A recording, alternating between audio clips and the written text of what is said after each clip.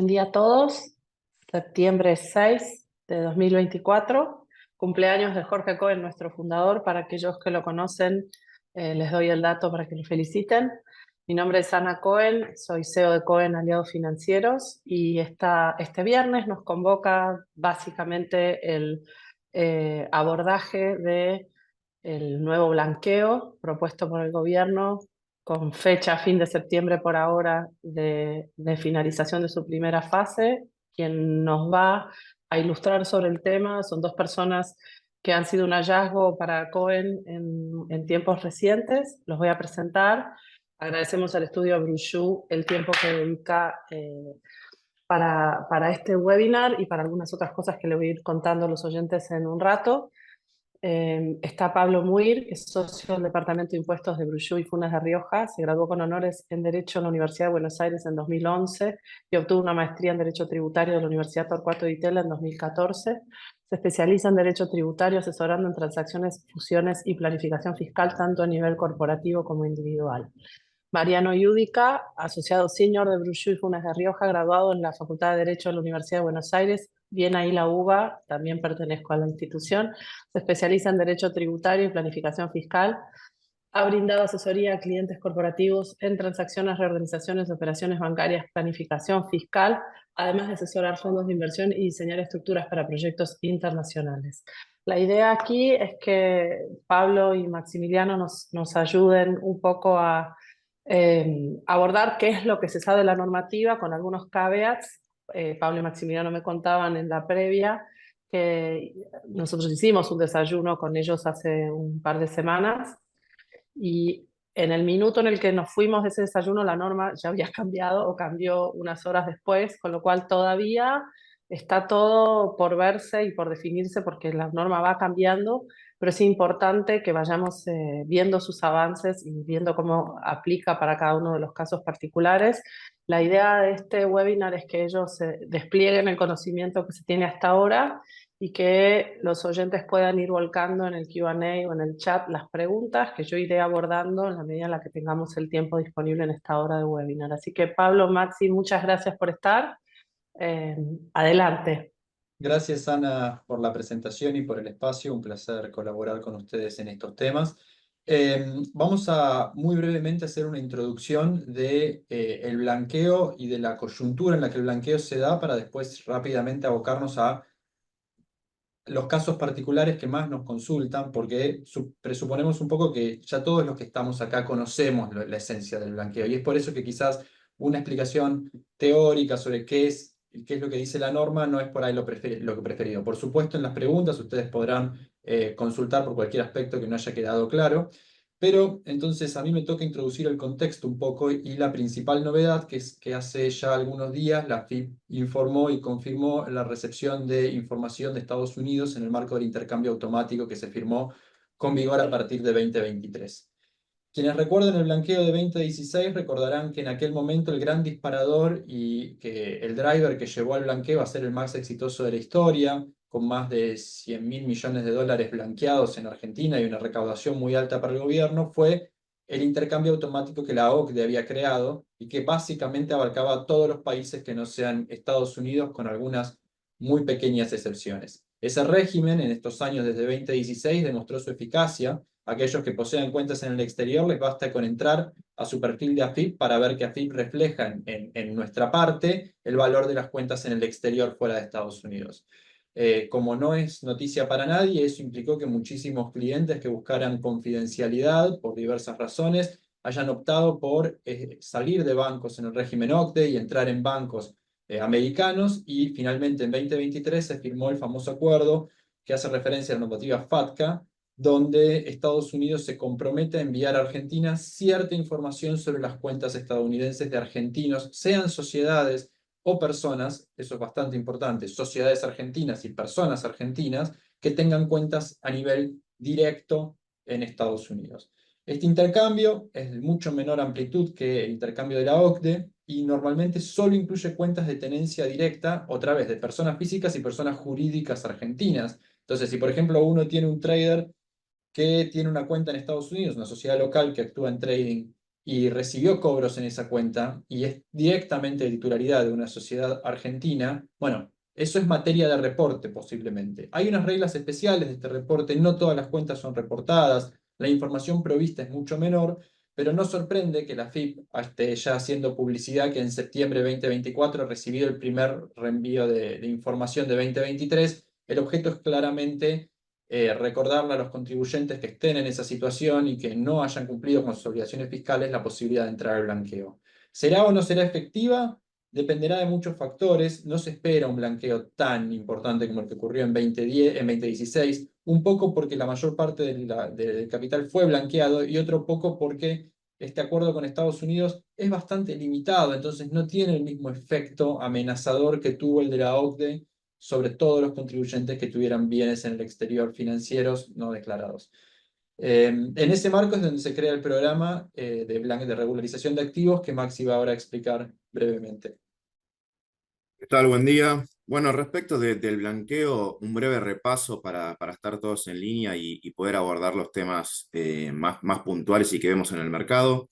Recordar que el blanqueo presenta dos regímenes que funcionan en forma paralela, un régimen que aplica a los bienes en Argentina y en el exterior, y un régimen que aplica a el dinero en efectivo en Argentina. El régimen aplicable a los bienes en Argentina y en el exterior es un blanqueo cuya mecánica de presentaciones a través del pago de un anticipo y presentación de una declaración jurada. Respecto al régimen del efectivo, eventualmente, si es impuesto a pagar, quien está obligado a ingresar dicho impuesto va a ser la entidad financiera o la LIC que oficie como agente de retención. Importante de este blanqueo es que la foto y de la situación patrimonial que los contribuyentes tienen que declarar es la existente al 31 de diciembre de 2023, y respecto de los bienes en general existen distintas etapas en las cuales uno puede ingresar, que básicamente lo que va a modificar es la alícuota máxima que le puede aplicar en los casos que diese lugar al impuesto especial de regularización. Como se sabe, este blanqueo prevé una franquicia, esa franquicia es de $100.000 y aplica en forma paralela en lo que es el dinero en efectivo y en lo que son los bienes en general. Pablo, si querés un poco desarrollar cuál fue la aclaración o los cambios que introdujo la Dirección Nacional de Impuestos en este último tiempo, te cedo la palabra. Gracias, Maxi. Y la idea ahora es ir caso por caso de diversos temas que se plantean mucho en la práctica, y el primero y el más importante, que es uno que seguramente va a interesarles a muchos de ustedes, es qué y cómo se mide la famosa franquicia de $100.000. Y ahí tenemos que pasar por las diversas etapas que tuvo la norma. La norma tuvo una etapa inicial de redacción, que es el proyecto que entró al Congreso, donde existía una sola franquicia de $100.000 a ser compartida por el grupo familiar sin ningún tipo de franquicia en el efectivo. Durante el proceso múltiple, porque la norma fue y volvió varias veces al Congreso, pero digamos, la norma aprobada por el Congreso mantiene esa franquicia de $100.000 que se aplica a los bienes en general y no al efectivo, pero introduce en la parte de efectivo una nueva norma prevista solo para aquellas personas que, dice la norma bastante textualmente, y tomen estas palabras por ahora por lo que les estoy diciendo, que aquellas personas que en el global de activos regularizados solo regularizaban hasta $100.000, tenían la opción de que el efectivo que hubiesen regularizado tampoco estuviera grabado, mientras que los otros bienes también estaban al amparo de la franquicia. Ese era el estatus, digamos, de interpretación cuando también sale el decreto reglamentario, que tiene una norma muy similar, hasta que finalmente, hará un par de semanas, la Dirección Nacional de Impuestos emitió una interpretación específica de cómo debe interpretarse esta franquicia que aplicaba al efectivo y también a los otros bienes, englobada en el famoso sexto párrafo del artículo 31, llegando a una conclusión que muchos profesionales no esperábamos, que es que existen en realidad dos franquicias. Una específicamente para los activos que no son efectivos, esa funciona como una deducción en la base, donde si uno blanquea activos que no son efectivos hasta $100.000, no paga nada. Si blanquea por encima de $100.000, se paga exclusivamente por lo que está por encima de los $100.000. Pero, dice la DNI, en paralelo, hay otra previsión que tiene que mirar exclusivamente los bienes regularizados efectivos. Entonces, cuando uno deposita efectivo en el banco, no consume la otra franquicia y tiene, en vez de una franquicia, un mínimo exento. Es decir, si deposita hasta $100.000, sin importar cuántos bienes blanqueó aparte de los $100.000, puede retirarlos sin pagar nada. Si deposita 101.000, paga por 101. Entonces, esto dio realmente muchísima confusión en el mercado hasta que los bancos y todos empezamos a comprender lo que la DNI quería y lo que indirectamente, por lo tanto, la Dirección Nacional de Impuestos es un organismo dentro del Ministerio de Economía. El regulador quiere que haya una franquicia específica para los bienes que no son efectivo, que se comparte solamente con los familiares a cargo, no con todos los familiares, y que por otro lado haya una franquicia para los bienes en efectivo de hasta 100.000, sin importar cuántos son los otros bienes que regularizó, que solamente funciona si blanqueas hasta 100.000 de efectivo, y si blanqueas 105 tenés que pagar sobre el total. Lo bueno de todo esto es que por lo menos la DNI puso los puntos sobre los IES, respondió específicamente estas consultas y su interpretación es de carácter obligatorio para la FIP, con lo cual no resulta probable, salvo que la propia DNI se retracte, que no recuerdo que lo haya hecho específicamente en ningún caso. Estas son las reglas de juego respecto de las franquicias y hoy ustedes pueden saber con bastante seguridad qué y cómo se aprovecha. Bueno, como comentábamos un poco al comienzo de la charla, este blanqueo, digamos, está motorizado no principalmente con fines recaudatorios, sino que el blanqueo tiene por fin primordial, de alguna manera, motorizar o dinamizar la economía. Producto de esto es que se presentan ciertas opciones para aquellas personas que hayan exteriorizado efectivo por más de $100.000, que son mucho más variables de las que existían en el blanqueo de 2016. Si recuerdan, en el blanqueo de 2016, las opciones disponibles para aquellos contribuyentes que no querían pagar el impuesto especial se limitaba exclusivamente a títulos emitidos por el Estado Nacional, provincial o municipal y eventualmente las inversiones en fideicomisos destinados a financiar proyectos productivos y que estuviesen en oferta pública. En este sentido, en este blanqueo, el menú de opciones que uno cuenta para poder mantener el dinero rindiendo en las cuentas cera es mucho más amplio. Se permite la inversión en fondos comunes de inversión del primer párrafo y del segundo párrafo, es decir, abiertos y cerrados. Se permite la inversión en obligaciones negociables con oferta pública. Se permite la inversión en fideicomisos financieros con oferta pública. Se ha agregado al menú de opciones la posibilidad de invertir en cheques de pago diferido y en pagarés bursátiles. Esto es una alternativa de inversión que hemos notado que, dadas sus características y beneficios impositivos que tienen, es bastante consultada en el mercado como una posibilidad para aquellos sujetos que necesariamente exterioricen por encima de $100.000, y a su vez se ha ampliado el menú de opciones de lo que es inversiones inmobiliarias. En primer término, el Ministerio de Economía había limitado la posibilidad de invertir en inversiones inmobiliarias que refieran a proyectos de desarrollo inmobiliario, en el cual exigía al vehículo o al desarrollista estar registrado ante la FIP y que ese proyecto tenga un grado de avance inferior al 50% o que se hubiese iniciado luego de ir sancionada la norma. Básicamente lo que ha dictado el Ministerio de Economía ha dado la posibilidad de que proyectos inmobiliarios también incluyan a obras sobre inmuebles propios, siempre que esas obras tengan con destino la producción. En alguna entrevista se ha dejado entrever que quizás se pueda ampliar incluso más la posibilidad de hacer inversiones inmobiliarias en vivienda. Lo cierto es que por el momento esa posibilidad no existe, pero sí tener presente, digamos, que aún sabiendo que la tasa del impuesto es atractiva, digamos, es del 5%, existe la posibilidad de mantener las inversiones dentro de lo que es el ecosistema cera y que ese menú de opciones es mucho más amplio y uno no está solamente atado a invertir en productos que ofrece el Estado Nacional, sino que uno puede invertir en distintos productos para asegurarse, digamos, el resguardo del capital que uno está exteriorizando. Sí, gracias Maxi. Este es un punto que es súper interesante porque pone un nuevo juego o un nuevo objetivo por parte del gobierno, que es que la plata se blanquea con el objetivo de dinamizar la economía. Esto lo ha dicho el Ministerio de Economía en forma expresa y se nota en cada uno de estos hechos. O sea, como hemos tocado dos puntos que son bastante claros en esto. La doble franquicia más la casi infinita disponibilidad de activos en los cuales invertir el dinero depositado en los fondos cera muestra, como lo dice el ministro de Economía, que no es un objetivo recaudatorio, que el objetivo es de actividad y de flujo. Y esto tiene sentido, por supuesto, en la dinámica del proyecto del gobierno y realmente marca este blanqueo como algo muy diferente a los blanqueos anteriores y sobre todo que se distingue del 2016, donde el objetivo fue claramente fortalecer las reservas y cobrar el impuesto. Era un impuesto más caro, 10%, era obligatorio el encaje de los montos depositados. Bueno, estas decisiones, decisiones de política legislativa que el Ejecutivo toma, realmente muestran un camino diferente para el blanqueo. Y entonces tocamos ya dos puntos que son para nosotros los que más nos consultan, que es, bueno, cuánto se puede blanquear pagando cero, de las dos maneras que se puede hacer, la doble franquicia o las inversiones permitidas. Un comentario muy al margen, porque esto también es una duda que suele salir mucho.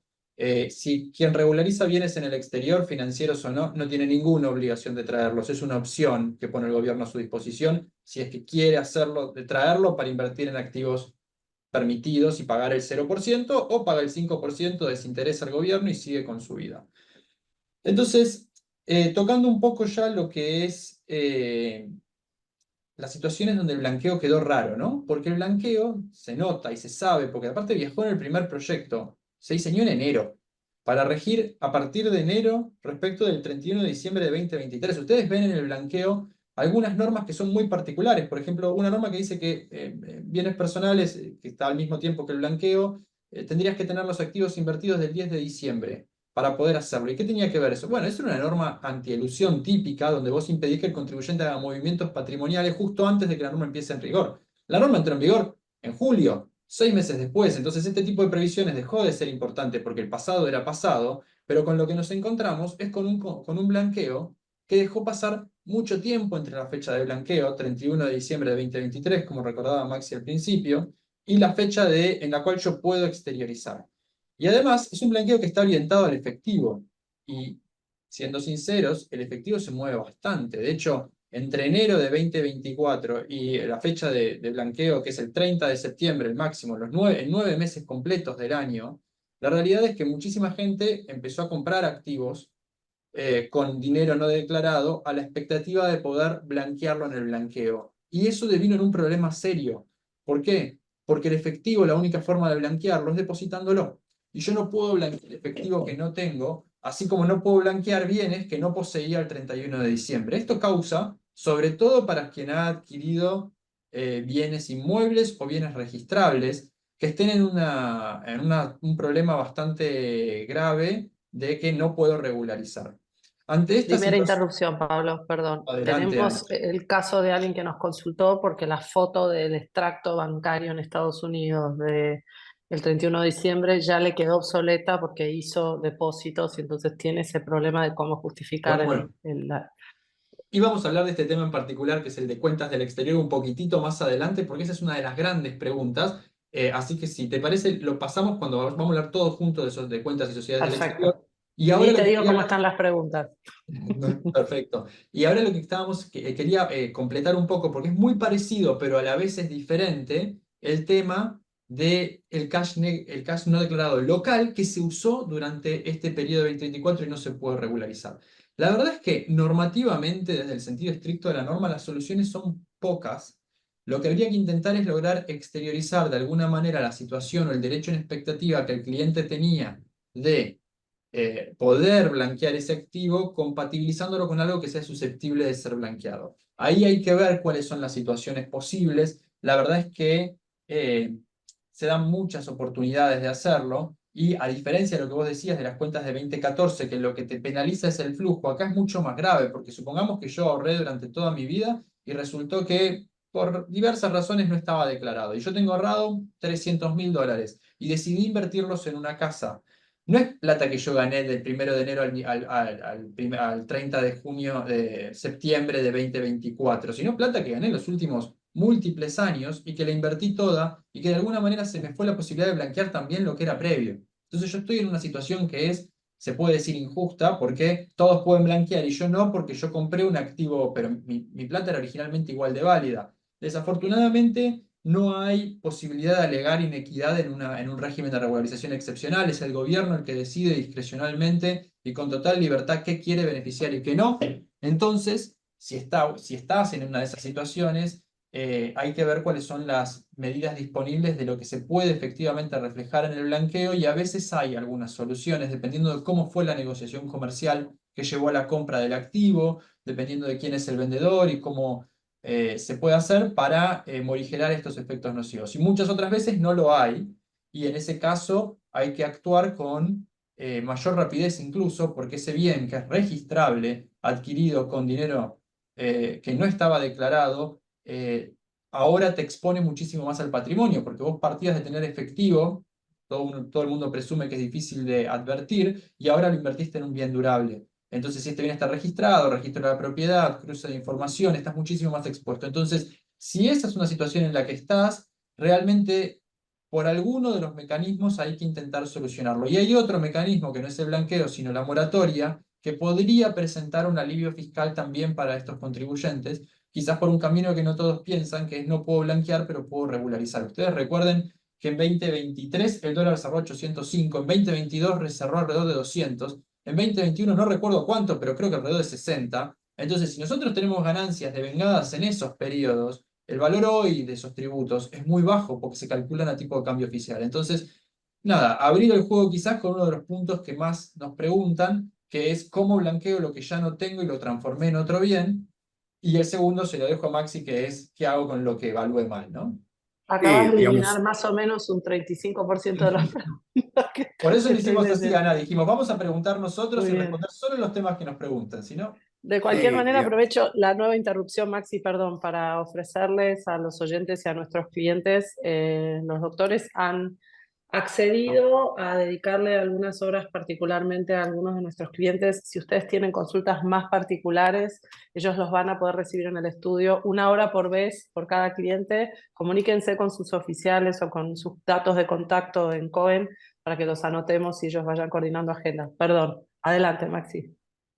bueno, en mi caso voy a contar otro problema que es que la foto no refleja correctamente la situación patrimonial de los contribuyentes, digamos. Es un problema más y tiene que ver con qué sucede con aquellos activos que ya fueron declarados, pero que su valor de declaración es inferior al valor que ese activo tenía el 31 de diciembre de 2023.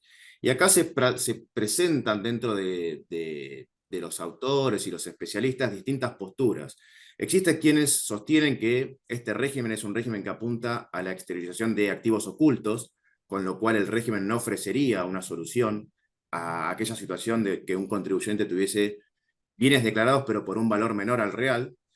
Y existen quienes sostienen que este régimen es un régimen de regularización de activos, no de declaración de activos, con lo cual el término regularizar simplemente lo que posibilitaría al contribuyente es corregir, digamos, tanto lo que son los bienes ocultos como los bienes que están declarados, pero por un menor valor.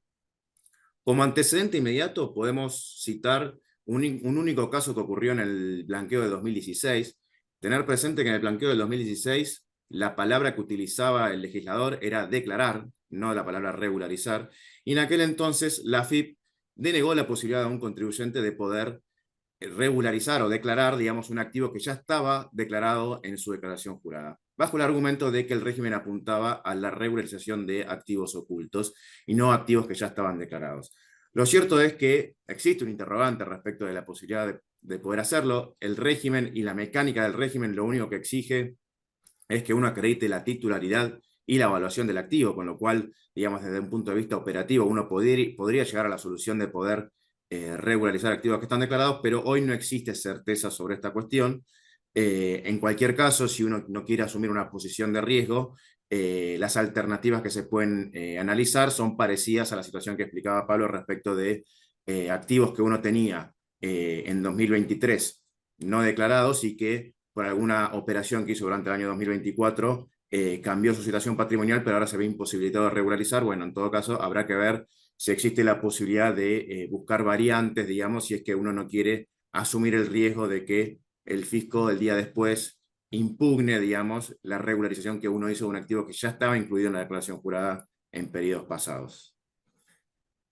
Vamos entonces, gracias Maxi. Entonces hay que pensarlo, ¿no? O sea, cuando se encuentran con una dificultad ante la norma, a veces hay soluciones más o menos creativas y a veces hay otros regímenes y a veces hay que acordarse simplemente que en Argentina la devaluación y la inflación muchas veces perjudica al fisco mucho más de lo que perjudica a los contribuyentes y lo que se debe no es tan grave. Es más, hemos tenido varios clientes que cuando les dijimos, me vienen y me dicen quiero blanquear y yo le pregunto, pero ¿por qué estás queriendo blanquear? Bueno, activos que obtuve de tal o cual manera en tal o cual periodo. Mira, si hacemos los cálculos debes menos del 5%. podés ver el 3%, porque la moratoria, el perdón, etcétera. Pero bueno, saliendo un poco de la temática del plano local y yendo al plano de quienes tienen activos en el exterior, abandonando el tema de cash, vamos a también tocar algunos temas que se dan mucho respecto de inversiones en el exterior, cuentas y sociedades en el exterior. Y el primero es un aspecto definitivamente incómodo del blanqueo, que es las cuentas de múltiple titularidad o de cotitularidad. Hay un mecanismo muy utilizado, sobre todo en Estados Unidos, con el impuesto a la herencia, el freeze que te hacen en la cuenta cuando le pasa algo al titular principal. Muchas veces los bancos del exterior te ofrecen soluciones que en mi opinión son subóptimas, pero esto es anecdótico, porque estoy hablando de derecho extranjero, que es poner varios titulares, o a veces incluso beneficiarios. Bueno, el blanqueo no permite lo que permitió el blanqueo de 2016, de decir que en cuentas de múltiple titularidad lo declara uno. ¿Podemos hacerlo? Sí, podemos hacerlo. O sea, nadie impide. Yo le estoy diciendo al gobierno que tengo. Entonces, si Maxi y yo tenemos una cuenta en Estados Unidos y yo decido poner el 100% y Maxi el 0, nadie va a venir y decirme, che, no, estuvo mal. Ahora, si tenemos una fiscalización, sobre todo si Maxi tiene una fiscalización, porque en mi caso es menos evidente, pero si Maxi tiene una fiscalización, él teóricamente no declaró cuando la norma lo obligaba a declarar. Entonces, de repente, mucha gente está con sus hijos, con su pareja o su esposo y sabe que tomar una decisión así implicaría poner en riesgo a la otra persona. A ver, y muchas veces eso no se quiere hacer porque el riesgo dura alrededor de 7 años después de que esto sucede, puede extenderse hasta 14 o 12 años dependiendo de la registración fiscal que tenga el sujeto localmente. Y eso nos lleva a lo siguiente, ¿no? O sea, esto es una maldición porque si yo tengo 4 personas que no tienen un porcentaje declarado, yo tengo que declararlo en 4 partes, o sea, en 25% cada una. Si yo tuviese algún contrato o convenio donde dijera que yo soy el titular y los otros están ahí pero participan menos, podría intentar presentarlo, pero la validez de ese documento es dudoso porque no está registrado con fecha cierta previo al 2023. Ahora, lo que tiene de malo lo tiene de bueno, ¿no? O sea, si yo tengo $400.000 en una cuenta donde están mis 2 hijos y mi mujer, si blanqueamos 25% de los 4, pagamos cero. Literalmente cero. ¿Por qué? Porque tenemos 4 franquicias. Y como no están a mi cargo ni mi mujer ni mis hijos, el resultado al que llego es que aprovecho saco el jugo al máximo. Entonces, depende, esto puede ser bueno o malo al mismo tiempo. Hay gente que va a querer esto como algo positivo y hay gente que va a decir voy a ensuciarle la declaración jurada a las otras personas. La ley no da mucho lugar para trabajar. Distinto es el caso de sociedades en el exterior que tienen cuentas. Ahí la regla es idéntica. Si yo tuviese acciones, 25% cada uno entre los 4 individuos de la familia, llegaría a la misma conclusión, pero muchas veces no es exactamente así, y las acciones no se tienen con porcentaje, sino con joint tenancy, que es muy común en los países caribeños, lo cual te lleva a preguntarte, bueno, si somos tenedores conjuntos, que somos condóminos, innominados, etcétera, y por ahí BBI sí tiene alguna norma o la posibilidad de generar documentos que establezcan más claramente quién era el titular real de la cuenta y quién era simplemente el titular nominal, siendo además una solución mucho más efectiva para el impuesto a la herencia en Estados Unidos que evita dificultades en el caso de que suceda algo al tenedor principal o a cualquiera de los copropietarios. En definitiva, son casos para considerar.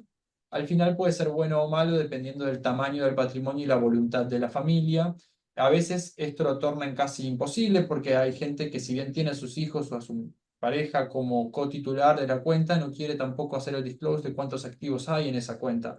Y hay temas muy sensibles respecto a si se sabe o no se sabe cuántos activos hay en la cuenta, con lo cual esto ha probado ser un punto muy habitual de consulta y también una pared con la que nos chocamos muchas veces cuando queremos ir a hacer la regularización con las reglas que nos da esta norma, que no son para nada tan flexibles como las de 2016. Y siguiendo con la falta de flexibilidad que ofrece este régimen, otra problemática que surge es qué sucede con los activos en los cuales el regularizador no los tiene en forma directa, sino que los tiene a través de sociedades del exterior.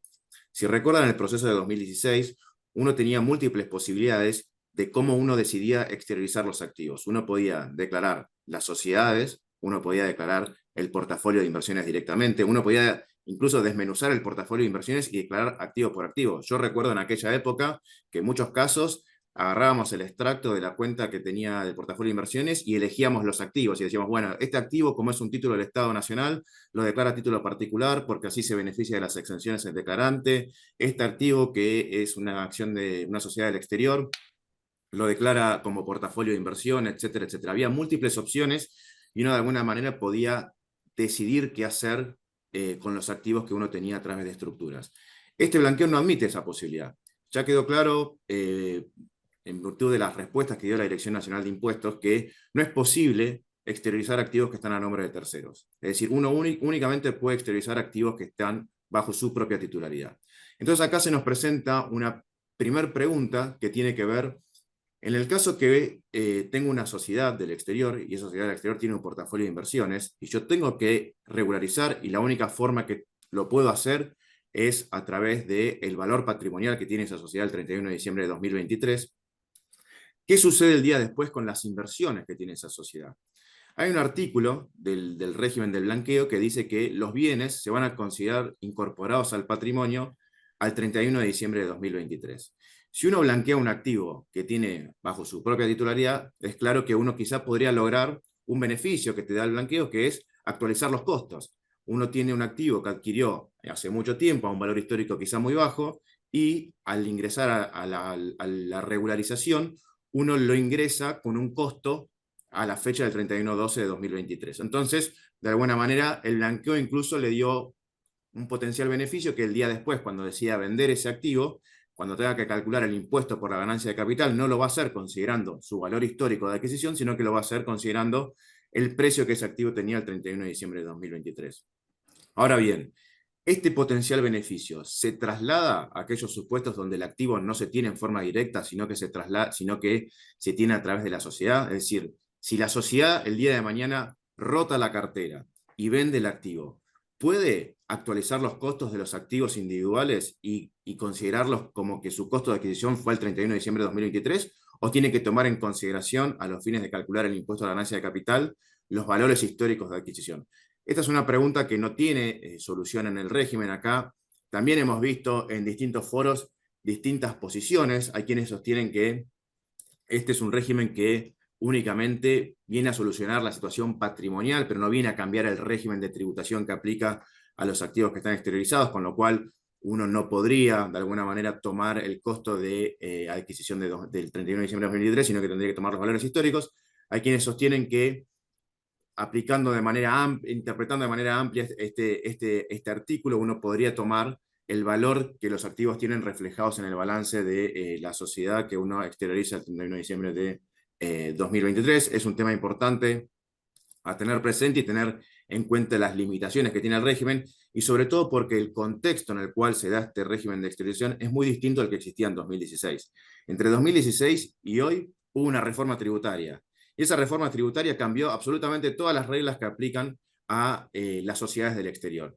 Y hoy en Argentina, si uno tiene sociedades cuya principal actividad es obtener rentas pasivas, así realizar inversiones de tipo financiero, hoy son transparentes desde el punto de vista fiscal. ¿Esto qué quiere decir? Que cualquier movimiento u operación o rendimiento que obtenga sociedad inmediatamente tiene que ser reconocida por su accionista, independientemente si los fondos le fueron efectivamente distribuidos. Esto no existía en 2016. Uno en 2016, si tenía activos a través de sociedades, uno podía de alguna manera diferir eternamente el pago del impuesto en la Argentina hasta la efectiva distribución de esos fondos, y esa situación cambió. Con lo cual, en aquellos casos en los cuales se tiene activos en el exterior, no a título personal, sino a través de estructuras, hay que tener muy presente, digamos, las eventuales consecuencias impositivas que esa declaración puede tener en el futuro.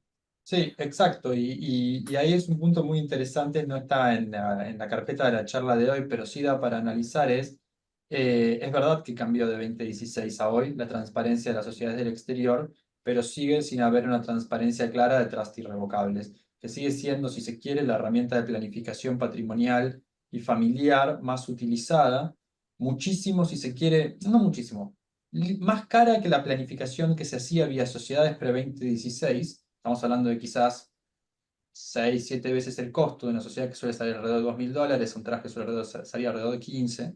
Hay rango de precio, pero créanme que el más probable es el valor que les toque sea ese, que todavía permite diferir. Por supuesto, las reglas son diferentes, la estructuración del patrimonio es diferente, pero bueno, sigue siendo posible estructurar alrededor de sociedades regularizadas en este blanqueo, en el de 2016, o en general con activos blancos, para minimizar el impacto impositivo dentro de los límites que permite la ley, expresamente contemplados desde el 2018 en la ley del impuesto a las ganancias. Pero siguiendo entonces con un tema que levantó Ana y que está relacionado con el que decía Maxi, el que decía Maxi se refería sobre todo a, bueno, todo lo que yo acumulé pre-2023, si lo acumulo o no al valor del activo que declaro, ¿no? Que por ahí no sé si coincidimos, Maxi, pero yo soy bastante parcial en decir que sí, que lo acumulás. Igual me he escuchado con muchos colegas que dicen que no, y hay algunos otros problemas también con las sociedades del exterior, pero hay un problema muy particular, que es el que levantó Ana, que es los ingresos que sucedieron desde el 1 de enero hasta la fecha de regularización que es hoy. Acá no hay dudas. Esos activos, esos ingresos no están aparados por la moratoria, perdón, por el blanqueo, ni por la moratoria, llegado el caso. Yo he escuchado profesionales y colegas que dicen que si traes la plata de la cuenta y la regularizás acá como efectivo, la podrías imputar, por ejemplo, a lo que te ingresó en la cuenta de Estados Unidos. Bueno, eso no estaba previsto en el régimen, no comparto esa opinión porque lo único que vos podés compensar son obligaciones de pago previas al 31 de diciembre de 2023, obligaciones de pago de impuestos, ¿no?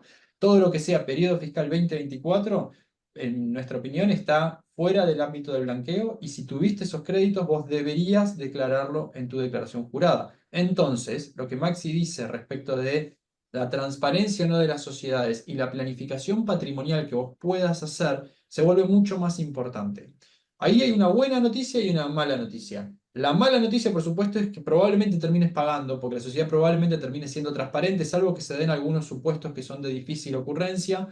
La parte buena es que el tipo de cambio es el histórico, no se actualiza y se paga en pesos, si se quiere, en junio del año que viene. Entonces, tampoco es quizás una tragedia. Vamos a asumir por un segundo que son rentas de trabajo o servicios de consultoría grabados al 35%, que es el caso más habitual, o fees por transacciones. Ese 35% se considera tomando, por ejemplo, sucedió en enero el valor del dólar a 805, a ser pagado donde todavía falta un año para su pago. Y eso va a causar seguramente, por ejemplo, si hacemos ese mismo cálculo con el año pasado, la alícuota efectiva es más o menos el 5%. ¿Por qué? Y porque el dólar estaba a 200 y poquito y terminé pagando ahora, hoy, con el dólar a 1.300, que causa, o sea, se está pagando ahora bien, ganancias, que causa que la brecha que hay ya reduzca el impuesto a la séptima parte. Bueno, quizás ahí podemos después hacer el próximo webinar de la macro y de las expectativas económicas, pero de acá a un año cada uno tendrá en su cabeza cuál será la alícuota efectiva. Eso es bueno, pero no implica que vas a poder no pagar. Y entonces, acá es donde se vuelve lo más riesgoso, ¿no? O El tema sea, es que la decisión la tenés que tomar este mes, o el que viene, digo, o hasta... O sí, sea, igual si tenés estás que jugarte a qué pensando, paso. si estás pensando en regularizar, o sea, hay dos tipos de cuentas, las cuentas de tenencia personal y las cuentas a través de una sociedad. Sabés que la primera está sujeta a reporte automático y la segunda no. Entonces, normalmente los contribuyentes que están en la primera situación muchas opciones no tienen, porque la expectativa es que la FIP conozca la cuenta de acá a un año. Entonces, esos contribuyentes seguramente van a aceptar el riesgo y tomar una decisión ahora, pero sobre todo pensando en el pasado. Los que tienen una sociedad y están regularizando es porque hay algo de lo que ofrece el gobierno que les atrajo, sea la alícuota baja, sea dormir tranquilos, sea que la quieren usar. Entonces, el blanqueo tiene una finalidad extra fiscal, como dice el gobierno, también es así para los contribuyentes, y por lo tanto la decisión que está tomando ahora no va a ser solo de costo. Pero lo que vos decís, Ana, se relaciona así directamente con, ok, está bien, yo estoy dispuesto a aceptar mi exposición y tal vez hasta el pago de impuestos por enero a septiembre o al momento en el que se hace la declaración, pero ¿qué hago para adelante? Claramente, eh, esta estructura, la estructura que tenías antes, ahora que está regularizada, no se puede utilizar y el contribuyente va a tener que decidir cómo desea seguir su vida y nuestra recomendación ahí es, ok, bueno, este es el buen momento para planificar de cara al futuro, porque hay herramientas dentro de lo declarado, dentro de lo legal, que permiten manejar la carga fiscal de diversas maneras. Algunas son tan simples como elegir correctamente las inversiones en las cuentas del exterior, por aquellas inversiones que tributen lo menor posible, evitar cupones, evitar dividendos, aprovechar ETFs, aprovechar fondos. Esa planificación se puede hacer directamente con tu asesor fiscal. Hay otras planificaciones, dependiendo de la etapa de la vida y de la familia del contribuyente, que se pueden hacer. Nosotros, por ejemplo, hemos tenido mucha aceptación para la planificación de personas mayores que están ya pensando en la transferencia de la plata, de la herencia a sus herederos. En ese caso, las opciones de planificación son mucho más altas y la verdad es que hay mucha más disponibilidad de estructuras. Distinto es el caso de una persona joven, digamos, en la etapa plena productiva, con hijos menores, donde sus necesidades de acceso a los fondos y su planificación están más acotada, pero a su vez también tiene una expectativa de aumento de renta que va a permitir, que va a aprovecharse mejor con una buena estructuración. En fin, insisto con lo de noticias mezcladas en esto. Es malo si se quiere, pero es bueno porque estás pagando un blanqueo relativamente barato, 5%, solucionando todo bastante bien. Ahora quedan expuestas cosas que están fuera del blanqueo, que no era la idea que estuvieran expuestas, pero por la fecha de vigencia de la norma terminaron expuestas. Entonces vos vas a tener que decidir cómo tributar, probablemente estés obligado, pero también es una buena oportunidad para planificar de cara al futuro y evitar, si se quiere, seguir cayendo en esta situación donde cada X número de años hay que blanquear, sobre todo pensando que si se cumple la amenaza que, no sé, hay que ver si es real o no, que hasta 2038 quien blanquea ahora no puede seguir blanqueando. Me gustaría verlo en práctica, pero puede pasar que sea así, ¿eh? No es algo absurdo que las normas futuras de blanqueo tengan un carve-out para aquellas personas que regularizaron acá en este régimen, previsto en, sobre todo, no tendría mal aspecto derogar esa norma, ¿no? O sea, porque estás dando una doble ventaja a quien dos veces engañó, entre comillas, al Estado al no declarar. Entonces, piensen que el legislador del futuro, el que cree el blanqueo 2033, por decir una fecha cualquiera, va a tener que pensar qué prefiere, si correr el riesgo, el costo político de permitirle blanquear dos veces a la misma persona, o aceptar las reglas de juego y solo permitir lo negro nuevo, o las personas nuevas, digamos, diversos elementos que pueden ser relevantes. Yo creo que esta debe ser una de las primeras veces que se introduce una norma looking forward respecto de lo que sucede por el blanqueo, y esto vino de un pedido, si mal no recuerdo, de la UCR, no me acuerdo si en el Senado o en diputados, donde para darle mayor fuerza o menor costo político a quien votó el blanqueo del 2016, volver a votarlo en 2024, de compatibilizar el enojo que genera en la sociedad por la distinta alícuota que terminan pagando quienes no pagó impuestos a tiempo y quienes sí lo pagó en ese momento. Ahí los interrumpo a los dos porque me surgía la pregunta sobre el olfato que ustedes tienen, porque esta norma viene cambiando y de largo lo que vos decís es así, es, es poco probable o eh, altamente improbable que un nuevo blanqueo flexibilice esto de que si entras ahora no vas a poder entrar. Pero por otro lado, la norma pareciera estar siendo cocinada también. Y esto de que la foto ya quedó obsoleta en un montón de las cuentas de sociedades y de personas físicas al 31 de diciembre, ¿qué olfato le ven para que adecúen que en realidad la fecha corte sea otra, etcétera? No Mínimo, lo ven. mínimo. Requerís ley del Congreso aprobada por ambas cámaras en una situación legislativa muy complicada para el gobierno, de un proyecto que incluso si va tendría un trámite en comisiones muy largo porque no tiene las mayorías para aprobarla. Realmente requeriría, o sea, piensen en el esfuerzo muy difícil del Sí. gobierno político para que tuvo para aprobar esta norma, falló en enero, después tuvo una tan larga etapa de negociación, tuvo que aceptar cambios, bastantes cambios a todas las normas. La del blanqueo quizás no sufrió tantos cambios porque no era la más resistida. El blanqueo es coparticipable a diferencia de otros blanqueos, con lo cual las provincias tenían un incentivo para pedirle a sus legisladores que lo votaran, pero políticamente no parece haber cambio y esto está escrito, esto lo que sucede en 2024 está bastante claro en la ley y no pareciera ser que el objetivo sea mejorarlo. Pero ¿sabes por qué principalmente, Ana? Porque el cash de 2024 se puede blanquear, porque el cash no tiene prueba, entonces nadie va a buscar cuándo lo ganaste. Si fue en el primer semestre, fue en el primer semestre, igual está en el banco en la fecha límite. Y eso causa, cuando vemos un blanqueo que tiene por objetivo sobre todo el efectivo, esto se nota, se ve en el Sí. gobierno Está y en las diseñado decisiones para que eso. toma. Lo Claro, dicen además, como ¿cuál decís es el vos. incentivo? Claro, ¿cuál es el incentivo para darle una ventaja adicional a quien blanquea bienes en el exterior? Porque esto sería sí o sí en el exterior, que solamente les va a pagar el 5%, que probablemente no repatrie los fondos y que además tenés que correr el costo político de mover una fecha que vos pusiste como blanqueo, además de tener que ir a pedirlo por ley. Yo lo veo improbable, por el Eso es corto improbable. plazo es improbable. Ahora, Aclarando algo, Pablo, y te interrumpo, o sea, es cierto, el blanqueo propone como vía de escape quizá la exteriorización del efectivo, que de alguna manera fue el primer motor que tuvo el gobierno para impulsar este régimen.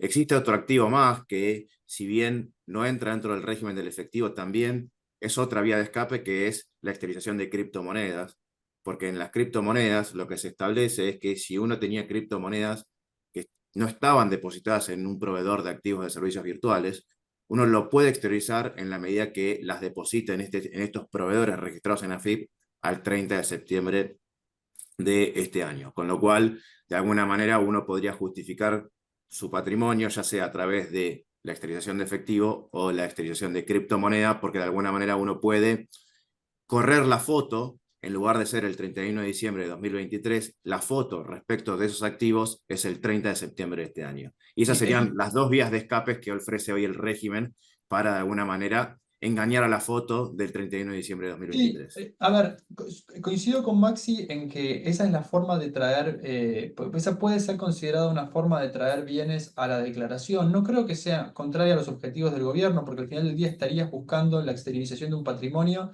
pagando o invirtiendo en Argentina.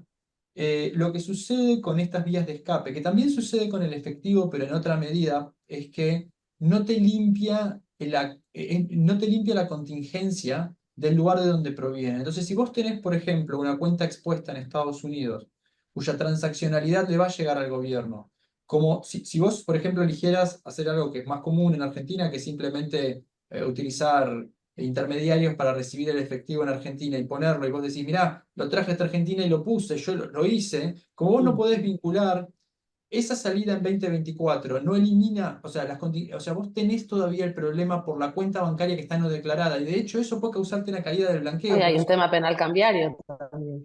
Sí, el tema penal cambiario, como en Argentina es tan cíclico, de todos los riesgos es por ahí el que menos amenazante, porque cada vez que se libera el cepo, la penal cambiaria desaparece.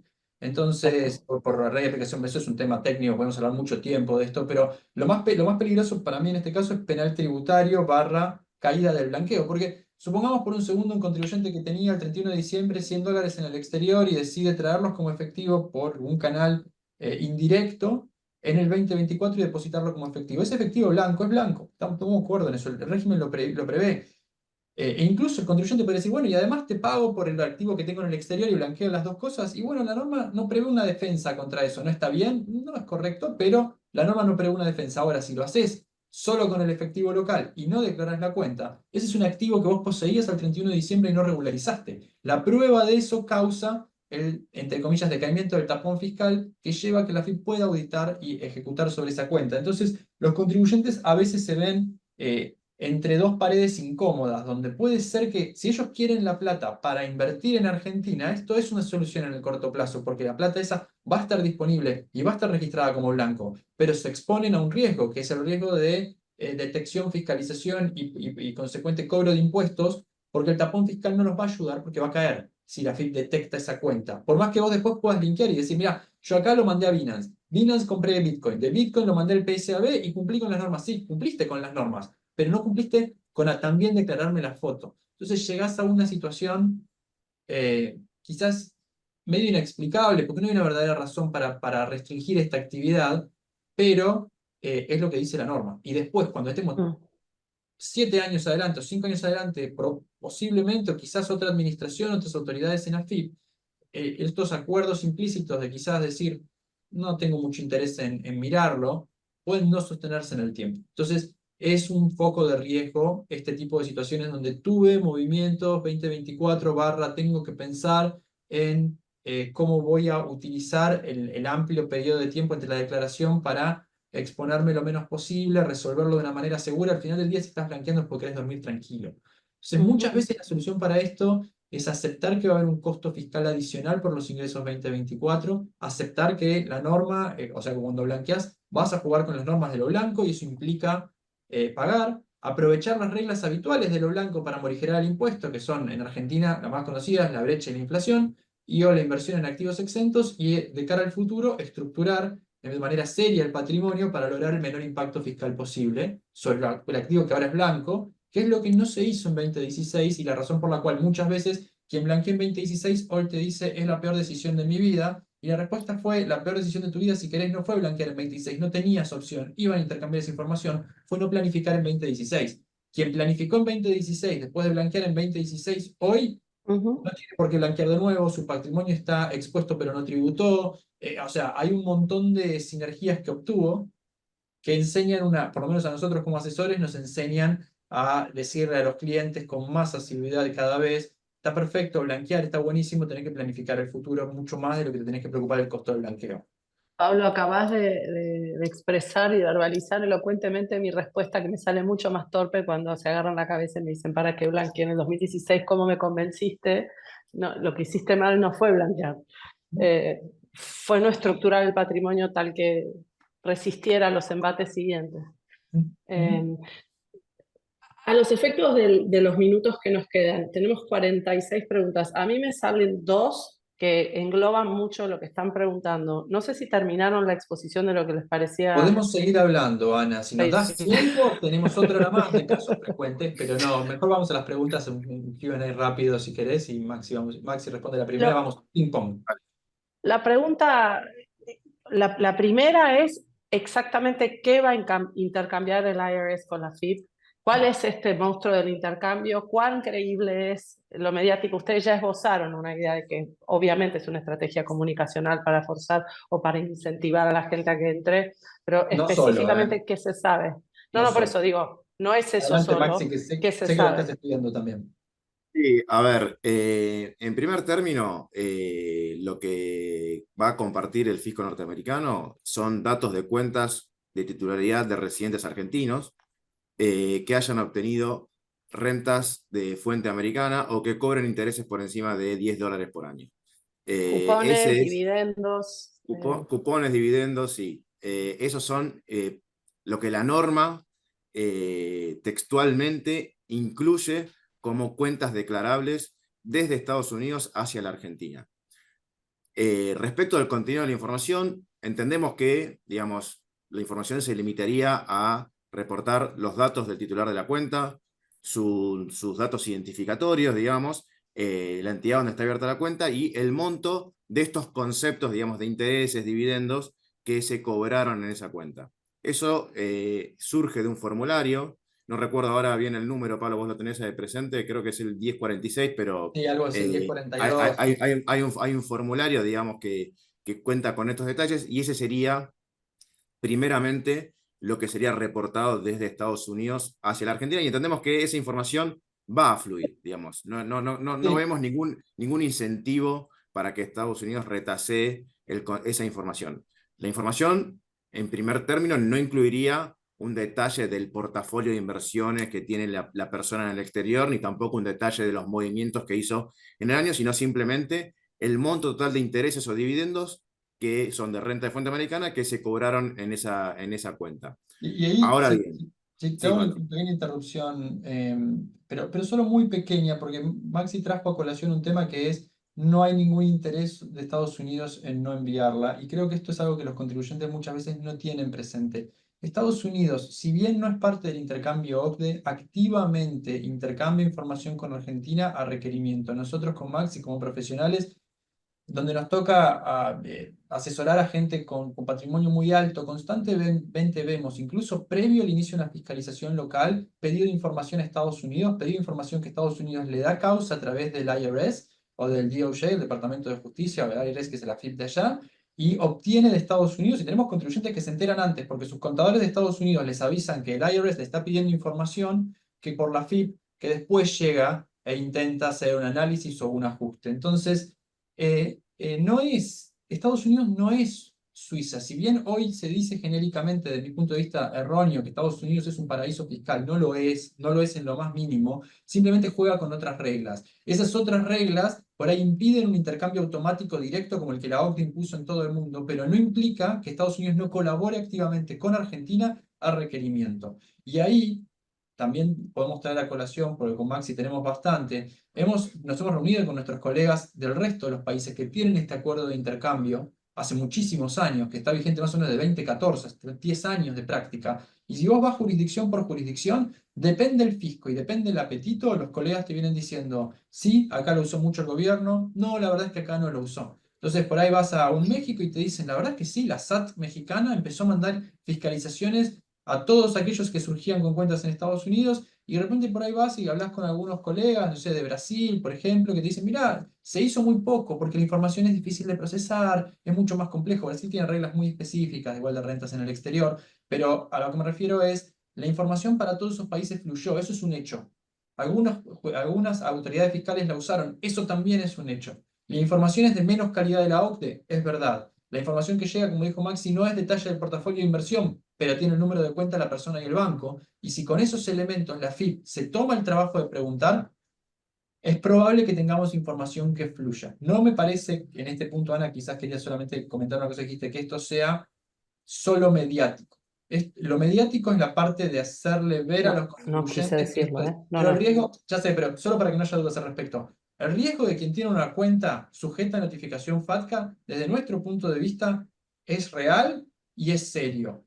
¿Va a Hay un llegar? riesgo ¿No va a cierto. llegar? Por eso, es un riesgo cierto, porque es muy difícil, aparte son $10 en toda la historia de la cuenta, y Argentina es el único país que tiene un FATCA que empieza en 2023. Cuando Estados Unidos firma con todos los otros países, la vigencia del tratado fue retroactiva a 2014. Y nada impediría que si por alguna razón yo tenía una cuenta personal de Estados Unidos, como de hecho la tengo y tengo varias, todas las mías están declaradas, igual ya que estamos acá grabándolo, y yo alguna la cerré, que Estados Unidos no intercambie información, por eso yo no lo puedo garantizar. Los bancos norteamericanos no necesariamente son hiperprolijos en el manejo de la información, como entonces quien tiene ese riesgo tiene que pensar seriamente en si esta es la oportunidad que va a tener, una oportunidad muy barata de resolver los problemas, y o saber que, por ejemplo, tengo un LLC. El LLC implica que está entre mi cuenta y yo. ¿Estoy intercambiado o no? Y la respuesta es, la verdad es que no lo sé. Yo he hablado con diversos bancos y algunos intercambian las LLC de un solo miembro. Las de múltiples Sí, no miembros son también prolijos. intercambian. Ante la duda No son informan. exactamente, porque no tienen nada para perder, no es la plata de ellos y no tienen nada para cubrir. Estados Unidos no Oh, tiene esa fama de no compartir. Entonces, ante la duda no. también, hay gente, colegas de Estados Unidos que me han dicho, yo no estoy seguro que el IRS no vaya a mandar más información que la que dice el tratado que tiene que mandar o de años anteriores a los de vigencia, porque no les importa. Para ellos es lo mismo, es un paquete, toma, te lo mando y ya está. Gracias por darme la que yo necesitaba, te dice Estados Unidos, que es de No, mejor calidad nosotros, y cobertura. te diría, Perdón, Maxi, Pablo, te interrumpí. perdón, ahora los interrumpí yo a los dos. Te diría que en la experiencia de trabajo con muchos años con bancos en el exterior, los argentinos estamos considerados como una contingencia permanente en términos de un montón de cosas que hemos hecho, como nos comportamos desprolijamente, no solo a nivel nuestra relación con las agencias de retención de impuestos, sino entre nosotros. Para ellos es un tema somos considerados de alto riesgo, entonces la contingencia de quedar frente al IRS defendiendo a un cliente argentino, el cliente argentino tiene que valer demasiado y tiene que tener un prontuario demasiado limpio para que ellos arriesguen eso. Esta es mi experiencia personal, ante la duda Totalmente. informal. Y te sumo una, la UI, la Unidad de Información Financiera, y la FinCEN, si mal no recuerdo, es la de Estados Sí, Unidos, FinCEN. intercambian activamente información relativas a potencialmente narcotráfico y terrorismo, que es lo que les corresponde a ellos, pero esa información que se intercambia es por un intercambio a nivel agencia, considerada información de inteligencia, y por lo tanto uno No nunca requiere un sabe. exhorto de un juez ni mucho, No ni requiere nada. nada, requiere que la UIF pregunte por cualquier persona en tal banco o incluso que la FinCEN diga, che, tengo movimientos extraños entre dos contribuyentes argentinos, entre dos personas argentinas, te voy a mandar esta información UIF para que investiguen. En principio no hay permeabilidad de UIF hacia AFIP, pero no hay ahora y puede haberla. Nunca la hemos visto. La UIF es muy compleja su funcionamiento, tiene muchas causas, recibe muchos reportes, es difícil de procesar, pero si se avanza en la tecnología y la inteligencia artificial en esto puede ser terriblemente efectiva para los gobiernos para diferenciar la paja del trigo, no sorprendería que el Banco Central y la AFIP tomen conocimiento de la información que la UIF recibe de todo el mundo por Ujú. movimientos. Es más, hasta sería lógico que lo haga, porque no hay ninguna razón para no hacerlo. El contribuyente no tiene derecho al secreto fiscal en país ajeno, solamente dentro del país. Y respecto de AFIP, respecto de UIF y del Banco Central, no hay secreto fiscal. Bueno, son todos temas del mundo interconectado y por eso el blanqueo se espera que tenga un éxito no tan grande, pero que tenga cierto nivel de éxito porque parece Es ser bastante momento conveniente. de incorporar el concepto de planeamiento familiar y patrimonial antes de tomar una decisión. Nosotros estamos escribiendo en nuestro blog perspectivas.coin.com.ar algo que yo debo, es un escrito que debo yo, un papelón. Pero Pablo Maximiliano, Y te agrego, Ana, que, dale. digamos, esta discusión, digamos, de planificación sí, planificación no, por diversos motivos se fue difiriendo en el tiempo. Uno de ellos fue la vía de escape que ofreció Estados Unidos en aquel entonces, en 2016, que para muchos sirvió para poder cerrar sus cuentas en el resto de los países OCDE, migrar hacia Estados Unidos y continuar en la opacidad. Y el segundo factor fue la brecha cambiaria. Digamos, en Argentina no existió una conducta fiscal producto de que los costos fiscales en Argentina, producto de la inflación y la devaluación, se vieron constantemente reducidos. Con lo cual, la tasa efectiva, digamos, si bien en los papeles es la tasa más gravosa del mundo, en los hechos no lo es tal. Si esta situación tiende a modificarse, un primer paso sería la entrada en vigor y la operación efectiva del FATCA, y el segundo paso sería la convergencia de las monedas. Entonces, ahí trae sobre la mesa la importancia de la planificación hacia el futuro. Espectacular. Como corolario, lo que me quedó peloteando en la cabeza, Pablo Maximiliano, es esto de que la gente que se agarra la cabeza y dice 2016, ¿para qué blanqueé? Es totalmente contrafáctico las noches que durmieron tranquilas. Porque eso no tiene un valor, en el sentido de que nada, a veces uno se siente culpable de haberlos hecho entrar y digo, no podés medir la tranquilidad con la que viviste los últimos años y cada vez se va a poner más hostil el ambiente para aquellos. Y la facilidad de usar la plata en lo que vos querés, de invertirla si querés, de ir a buscar la rentabilidad, digamos. Los De usar impuestos son- circuitos que estén prolijos también, ¿no? Porque uno Exacto, se... de dejarle a tus herederos plata prolija y no un problema. A ver, hay muchas ventajas, por supuesto, en Argentina todos quienes están en esa situación han aprovechado como mínimo un descuento impositivo, pero no siempre el descuento impositivo fue tan alto cuando lo medís en términos reales y o planificaste. Y también la oportunidad de inversión que tuviste con esa plata declarada muchas veces es muy superior a la plata no declarada. No solamente porque los bancos de afuera te lo pueden rebotar, sino porque lo pudiste invertir acá, donde vos conocés tu negocio, donde de repente podés hacer un emprendimiento inmobiliario, comercial, mercantil, etcétera, y hacerla trabajar de otras maneras que no son solamente en bancos americanos con determinados tipos de activos, o sea, más acotada al mundo financiero. Coincido Bien. plenamente.